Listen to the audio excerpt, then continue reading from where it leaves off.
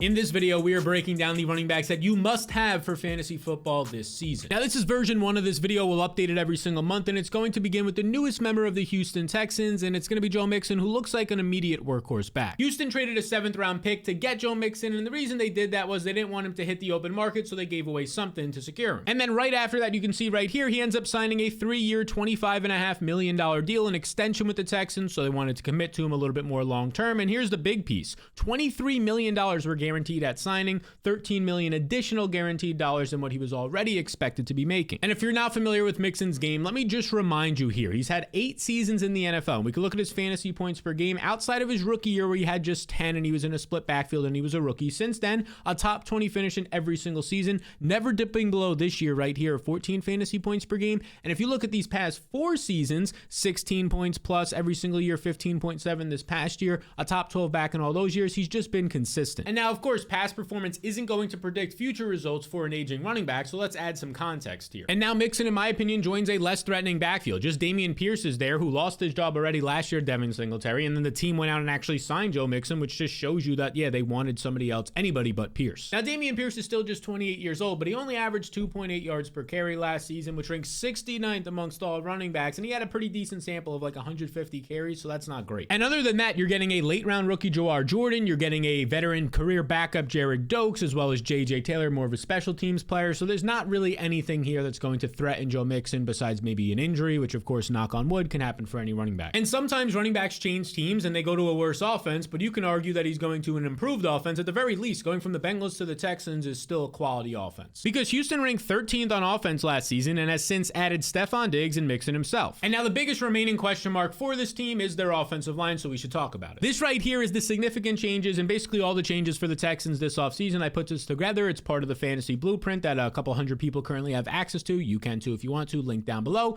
Their main additions were Joe Mixon and Stefon Diggs, but they did lose, as you can see right here, George Fant, Michael Dieter, and Josh Jones. So they lost 3 offensive linemen. They replaced a couple of them in the NFL draft, but still that's just replacing guys with not as experienced and maybe even talented pieces. So maybe the offensive line will be a question, but other than that, you're looking at Joe Mixon getting workhorse usage. And even if you're not a fan that he's an aging running back and hasn't been all that efficient in previous seasons, he should make up for it based on volume alone. Because he's proven he can protect his quarterback, pass protection, which is going to get him on the field, and he can catch passes, which is just great for fantasy production. And you can see right here, Joe Mixon is currently, based on where I have him ranked at the top of the screen right here, my 44th overall player. He's currently going as the 54th overall player in draft, so I'm about a round ahead of him, or 10 spots in ADP. You can get my full rankings and tiers and everything else that's offered in the blueprint. Link down below if you want to check it out. And by the way, this year we have a way for you to actually get it for free by signing up through a partner, so you can check it out with the QR code on the screen or that link in the description below. Next up, we're going to talk about one of the biggest offseason winners, and that's Jaylen Warren. And because of that, it's going to translate into fantasy football success as well, because as of right now, the only running backs on this team yet again after this offseason are Najee Harris yet again. Najee Harris yet again. Let's go back.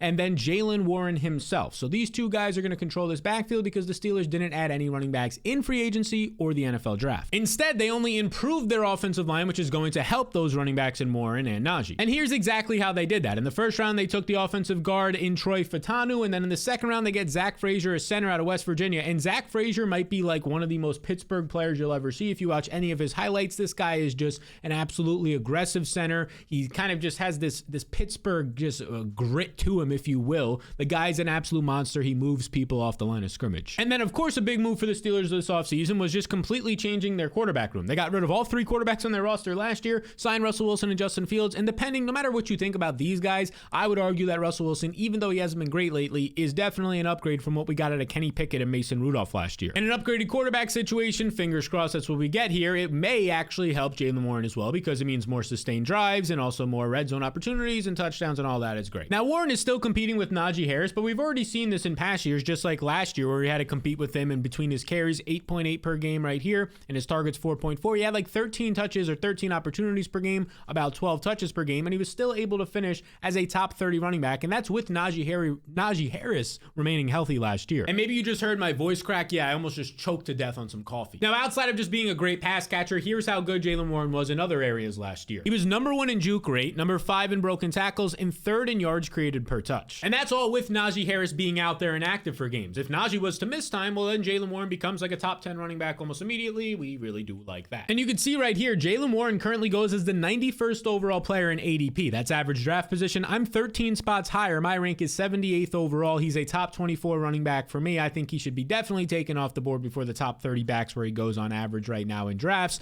And this is what the blueprint is telling you. You can get him around earlier, or at least that's where he's valued at. And if you're talking about like draft structure, I think Warren is an ideal player to build around in that 8th round. You take maybe one, maybe two running backs early on in the draft, then don't take another one until that pocket in the 8th round where you can get a guy like Warren. And he's still just 25 years old and has averaged over 5.5 yards per touch in his NFL career. And by the way, if you find this content helpful at all, just double check to make sure you're subscribed to this channel. It really helps me out. It helps the channel and the overall business grow so we can get even more of these videos out to you. Now we'll move from Jaylen Warren to a rookie, and in my opinion, an exciting rookie in Jonathan Brooks, the Carolina Panthers running back, who is inching up very closely to being a top 20 running back for me so far this year, because he might have one of the rare spots where he's a workhorse back immediately in the NFL. Warren was the Panthers' 2nd round pick that they actually traded up for in the draft, and that's really important. More on that in a second. But let's start by talking about the backfield he lands in. He lands in a spot where Chuba Hubbard was the lead back to end last year, and Chuba Hubbard is entering the last season of his contract, so there's no future plans for Chuba on this team after this year, when there definitely are for Jonathan Brooks. And then there's Miles Sanders on this team, who last year signed a pretty significant contract considering last year's salary cap, 4 years, $25.5 million, about $10 million or $11 million guaranteed at signing. But here's the deal. This contract now, when you look at it, is not that great. With the salary cap going up, this is about the case of like an average backup running back, which simply means that the team isn't like strapped for cash and has to get Miles Sanders on the field. No, they actually ended up giving away his job last year based on performance to Chuba Hubbard. And believe it or not, over the second half of the year, week 12 on basically last year, Chuba Hubbard was a top 10 running back. He ranked right here. This is those weeks when you're looking at them, and this was behind a bottom 5 offensive line. He was right behind Bijan Robinson. He was ahead of guys like James Cook and Travis Etienne and Jahmyr Gibbs, who all go well ahead of him now. And compared to Chuba Hubbard, a 4th round pick, Jonathan Brooks is just a far superior prospect actually entering the NFL. He was actually able to carve out a significant role his first 2 years in Texas, despite playing behind Bijan Robinson and Roschon Johnson, NFL running backs. Now he still averaged over 6 yards per carry. And then in 2023, he averaged over 140 total yards per game while earning an insane 6.7 yards per touch. The fella is a bigger back who can pass protect, catch passes, and he's explosive. I mean, these are all the traits that help you get on the field as a rookie. Now, the biggest downside to his profile, maybe why some other teams didn't draft him earlier or try and trade up for him before the Panthers did, the risk right here. He ended up tearing his ACL and was out for the season last year in November. This was a late season tear, which is never great, but Brooks is 20 years old. He's extremely young, which will help him recover from an ACL tear. He's on target based on a 9-month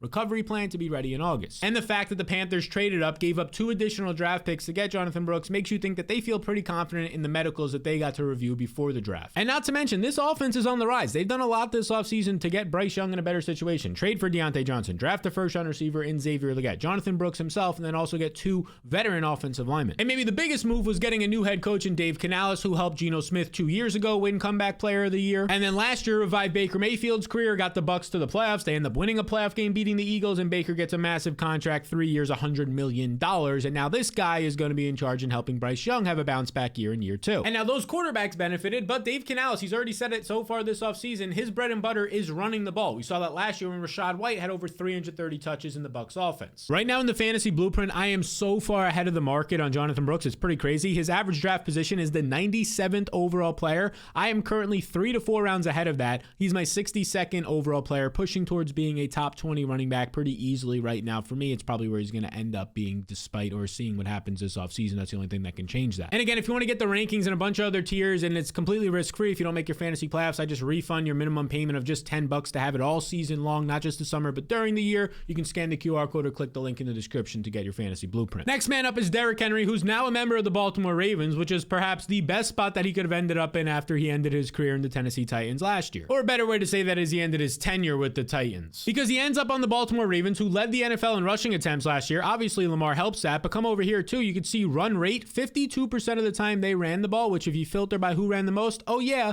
that's the Baltimore Ravens. They ran the ball the most too last year. It's only going to benefit the running back, Derrick Henry. Especially when you consider their lead back last year was Gus Edwards, an aging veteran, just like Derrick Henry is, who wasn't all that efficient last year, but he still goes out there, finishes as the running back 32, despite not being all that dynamic, because he ends up getting 13 touchdowns in a high volume offense. And I'm pretty sure we can bank on Derrick Henry getting more than the 12 touches per game that Gus Edwards saw last year. Because despite getting older, Derrick Henry was still able to lead the NFL with 280 carries last year. He had 16.5 carries per game when you factor in his receptions, over 18 touches per game. And yes, in a bad offense with the Titans that had a rookie quarterback and a terrible offensive line, he was still able to finish as the running back 16, which is basically where he's going around around right now in a lot of drafts, even though he's in a much better situation. Now this offseason, again, he signed with the Ravens. He gets a 2-year deal worth $16 million, which is actually a pretty favorable contract. $9 million guaranteed in this one, and that's not anything crazy. It's definitely enough to make him the starter here, and then when you factor in his competition, he's definitely going to see the bulk of the work. And now if you were to look at his stats from last year, he averaged less than 4 yards per carry, but again, the rookie quarterback, the bad overall offense, knowing they're going to run the ball, those things have to factor in. And now he doesn't really have a ton of competition this year. Like Rasheen Shaheed's a rookie, Rasheen Ali's a rookie. Justice Hill has been there, a journeyman. He's a pass catcher, so maybe that comes into play. But then there's Keaton Mitchell, but he tore his ACL late in the season last year. Like Jonathan Brooks, Keaton Mitchell's a young back, so he should be ready for the start of the year. But Keaton Mitchell, he relies on speed and explosiveness. That's his game as a smaller back, and that's going to be hit for at least probably half the year coming back from this ACL. And unlike Jonathan Brooks, Keaton Mitchell's just not really a threat to profile out as a workhorse back to Derrick Henry. He's not 215 pounds like a Jonathan Brooks or 230 like a Derrick Henry. Instead, he'll be a compliment. Now, you might be worried about Lamar Jackson stealing touchdowns from Derrick Henry, but last year, in the first year in the Todd Monken offense, this wasn't really a factor. Lamar Jackson had just 5 carries inside the 5-yard line last year, which is exactly why Gus Edwards was able to score 13 touchdowns. And now you could expect Derrick Henry to slide right into that role this year and maybe see double-digit touchdowns. I think his over-under right now is like 9.5 touchdowns this year. That's great. Derrick Henry currently goes as the 33rd overall player in drafts, which I think is pretty fair. I'm a little bit ahead of that. He's my 30th overall player currently. He's a borderline top 10 running back for me this year. He might actually end up getting in there by the end of this offseason. So I'm a little bit ahead of the rankings, but I think ADP is about right on him. But either way, he's still a must-have if he's there